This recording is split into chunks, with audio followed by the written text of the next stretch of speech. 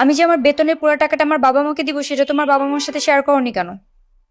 তোমার বেতনের টাকা তুমি যা ইচ্ছা করবে, সেটা আবার ওনাদের জানানোর কি আছে? অবশ্যই বলার আছে। তুমি এটা তাদের সাথে শেয়ার করতে পারতে না? প্রসঙ্গ আসেনি তাই ওটা নিয়ে কোনো কথা বলিনি। এখন কি হয়েছে সেটা বলো। সমস্যা হচ্ছে তোমার মা ধরে বসে আছে আমার পুরো বেতনের টাকাটা এই সংসারে খরচ হবে, এবং তিনি এটাও প্ল্যান করে বসে আছে ওই টাকা দিয়ে এই মাসে একটা ফ্রিজ কিনবে, এবং আমাদের দুজনের বেতন দিয়ে কিভাবে পুরো মাস চলবে সেটার হিসাব নিকাশ করে বসে আছে। আচ্ছা ঠিক আছে, আমি তাদেরকে বলে দেবো।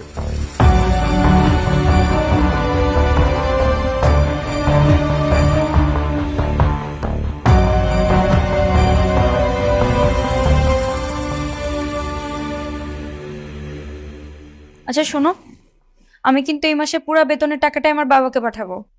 আমার টাকা দিয়ে কোনো কিছু প্ল্যান করলে কিন্তু হবে না, আগে থেকেই বলে দিও।